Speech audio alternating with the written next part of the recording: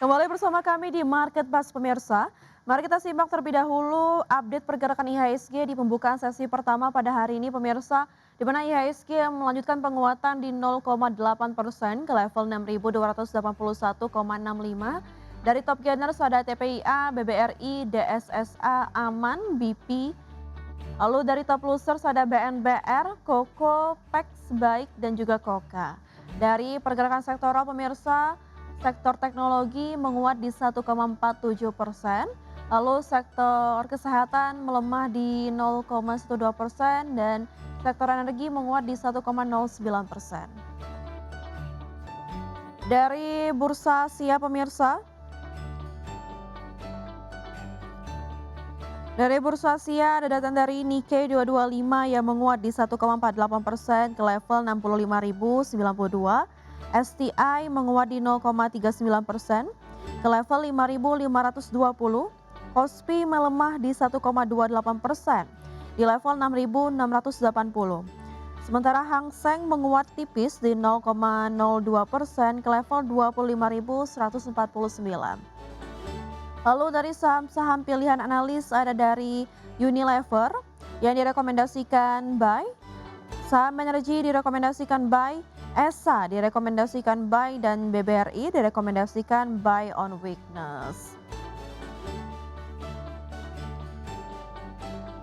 Pak Ahmad, kita balik lagi ke perbincangan kita sebelumnya. Mas, kalau kita melihat pergerakan IHSG ini dan juga tadi sektor teknologi kita melaju positif ya. Namun kalau kita melihat secara bursa global, ini terdapat ada potensi isu terkait potensi bubble AI. Lalu apakah resiko ini patut diwaspadai oleh investor dalam negeri? Apakah guncangan tersebut berpotensi merambat juga ke pasar saham Indonesia? Ya, untuk, sentimen dari bubble AI sendiri memang ini sangat, panas ya dan banyak diperbincangkan di negara-negara maju ya, terkhususnya di seperti China, ya US, dan juga di Korea gitu. Dan sebenarnya ini secara tidak langsung akan mempengaruhi yang namanya psikologis dari investor. Ya misalnya indeks US Major ya, di sini koreksi 2% akibat saham seperti Nvidia, Microsoft, itu turunnya signifikan dan itu bisa mempengaruhi psikologi investor, apalagi market kita saat ini sedang dalam fase yang bullish. Ya, jadi secara psikologis hanya mempengaruhi investor. Tapi kalau kita berbicara secara konkret dan lebih terkhusus ke emiten Ya. yang berfokus pada industri AI sendiri ya, karena kita khawatirkan bubble AI. Nah, sebenarnya belum ada sih emiten yang berkecimpung langsung dan terdampak langsung untuk di industri tersebut. Terkhususnya memang yang menjadi top market cap di Indonesia kan emiten-emiten yang kita ketahui perbankan, ya lalu juga ada telekomunikasi, manufacturing, gitu, dan juga ada emiten dari pertambangan. Jadi memang belum ada emiten AI yang akan mempengaruhi atau dipengaruhi dari bubble AI di negara-negara maju, seperti itu. Ya, lalu apakah kepanikan di sektor teknologi global ini bisa memicu rotasi modal, Mas? Di mana asing memindahkan dananya ke value stock di pasar emerging market seperti Indonesia? Iya, tentu secara tidak langsung investor asing akan melihat alternatif lain ya. Kalau kita cek berdasarkan net foreign buy, memang di sini sudah ada inflow yang masuk 1 triliun sejak 16 Juli. Jadi kita bisa lihat bahwa ketika indeks, saya ambil contoh regional lagi ya dari Kospi, ini turunnya signifikan sekali ya, berbalik dengan kita yang malah mengalami kenaikan gitu kan. Setelah sebelumnya memang ketika kita crash barengan nih bareng Kospi, ya malah Kospinya yang duluan untuk rebound gitu, kitanya belum. Nah, tapi sekarang mulai berkebalikan karena memang ada kekhawatiran bubble AI di sana ya. Dan kita bisa lihat ya, terbukti bahwa pasar saham kita sebenarnya masih menarik. Hanya saja memang sentimen MSCI masih membayangi, sehingga memang kalau misalnya jangka pendek, alternatif investasi di Indonesia saya rasa cukup menarik bagi investor asing melihat kekhawatiran bubble AI di eh, pasar saham di negara-negara maju seperti itu. Ya. Baik, Mas Muhammad, kita lanjutkan perbincangan ke saham pilihan ya. Ada 4 saham pilihan. Yang pertama dari Unilever, support di 1655 dan resisten di 1815. Direkomendasikan buy. Analisis Anda seperti apa, Mas? Ya, kalau untuk Unilever sendiri di sini saya lihat ya pergerakannya untuk jangka menengah ya, terkhususnya kalau saya ambil dari bulan April ini pergerakannya cukup sideways ya, karena bergerak dalam range level 1.500 hingga level 1.800. Tetapi di sini saya lihat ada potensi rebound yang akan terjadi di saham Unilever ketika berhasil rebound dari technical support di 1655 hingga 1690 dengan resisten di 1815. Dan kalau kita cek dari segi volume, memang terjadi volume yang meningkat signifikan ya sejak tanggal 16 Juli. Dan kalau kita cek dari indikator stokastik juga dalam fase bullish menuju area overbought. Jadi kesimpulannya adalah ini Unilever masih ada ruang untuk mengalami kenaikan ya dalam fase bullish IHSG, terkhususnya dari indikator-indikator tertentu masih mendukung kenaikan dari saham Unilever. Seperti itu. Untuk, term investasinya apakah di jangka pendek, menengah, atau panjang Pak untuk Unilever? Ya, di sini untuk target dari saham yang saya rekomendasikan, targetnya adalah jangka pendek setidaknya untuk 1 hingga 2 pekan ke depan ya, karena memang kita memanfaatkan euforia dari IHSG sendiri. Jadi untuk jangka panjang sebenarnya lebih baik kita buy on weakness saja seperti tadi saya rekomendasikan saham BBRI. Seperti itu.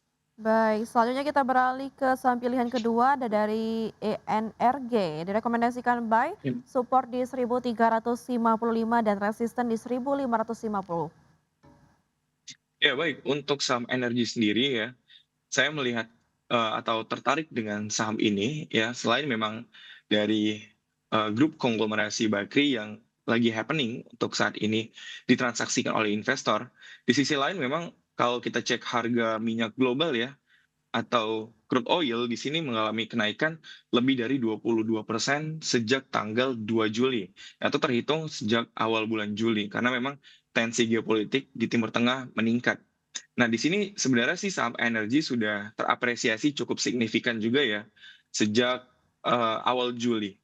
Ya, tetapi karena saya melihat euforia dari saham Bakri masih berlanjut dan ada potensi saham energi membentuk pattern yang namanya bullish flag.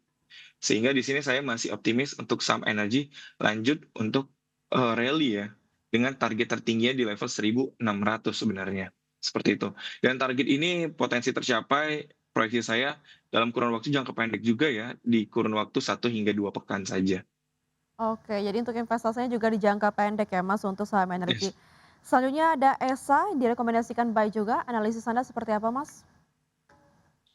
Ya, untuk saham ESA sendiri di sini pergerakannya kemarin sempat turun ke lowest level sejak tahun 2026, ya bahkan level terendah sejak tahun 2025 ya, karena sempat disentuh terakhir di tahun 2024 bulan Februari. Dan saya rasa untuk saham ESA di sini masih sangat bagus ya, melihat technical rebound yang sangat bagus dan ada potensi ESA membentuk market structure, yaitu high yang baru, karena untuk saat ini ESA berhasil kuat di atas support 585 dengan target resisten membentuk high yang baru di level 675 di tertingginya. Sehingga untuk saat ini ya menurut saya saham ESA masih sangat menarik, terlebih lagi melihat market structure yang cukup bagus menurut saya. Seperti itu. Baik, kita beralih ke saham pilihan selanjutnya yaitu BBRI, namun direkomendasikan buy on weakness ya Mas? Yes. Nah, untuk saham BBRI sendiri di sini katalis utamanya sih sebenarnya suku bunga ada potensi untuk dinaikkan ya pada pertemuan rapat gubernur BI besok ya, dengan potensi kenaikan di 25 basis point, sehingga seharusnya sih suku bunga akan naik ke angka 6% dari 5,75%. Nah, sebenarnya ini juga sudah terbukti ya ketika suku bunga dinaikkan sejak bulan Mei, di sini saham BBRI terus terapresiasi dan bahkan ketika pun suku bunga belum dinaikkan, itu BBRI secara laba bersihnya ya, net income-nya itu di 5 month 2026 itu naik 10% secara year on year. Jadi kita bisa bilang bahwa ketika nanti suku bunga mengalami kenaikan, ya potensi revenue dari interest-nya juga akan meningkat dan ini akan menguntungkan emiten perbankan ya, terkhususnya Baik. saham BBRI yang memiliki kredit market share-nya cukup besar dibandingkan dengan perbankan yang lainnya. Di sini saya merekomendasikan buy on weakness di support 2.930 dan ini untuk term investasinya saya lebih ke arah jangka menengah saja, setidaknya sampai tahun 2026. Seperti itu. Baik, itu dia pemirsa 4 saham pilihan analis ada Unilever, Energy, Esen, dan juga BBRI. Namun balik lagi, keputusan investasi tetap berada di tangan pemirsa Adek Channel. Mas Ahmad, mungkin pertanyaan terakhir terkait proyeksi pergerakan IHSG di mana IHSG tadi ini pembukaan pada Ya. pagi hari ini dibuka menunjukkan tren penguatan ya. Bagaimana Anda memproyeksikan pergerakan IHSG sepanjang hari ini, support dan resisten terdekatnya? Ya, baik. Untuk pergerakan IHSG sendiri di sini saya memproyeksikan IHSG bergerak dalam resisten di level 6.320 dan support IHSG berada di gap level 6.175 dan sebenarnya sih karena IHSG sudah gap up pagi hari ini ada kekhawatiran aksi taking profit dari para investor sehingga memang di sini saya concern untuk investor trading jangka pendek lebih baik dan kalau misalnya ingin masuk untuk jangka menengah hingga panjang, lebih baik menunggu koreksi saja, seperti itu. Baik, terima kasih Pak Abdul Haq Al-Faruqi selaku founder Sekolah Saham Indonesia sudah bergabung bersama kami di Markebas. Semoga Ya, informasi dan juga rekomendasi dari Anda dapat menjadi referensi dari pelaku pasar pada hari ini. Dan sekali lagi keputusan investasi tetap berada di tangan investor IDEX Channel. Terima kasih Mas Ahmad, saya selalu ya. dan sampai jumpa.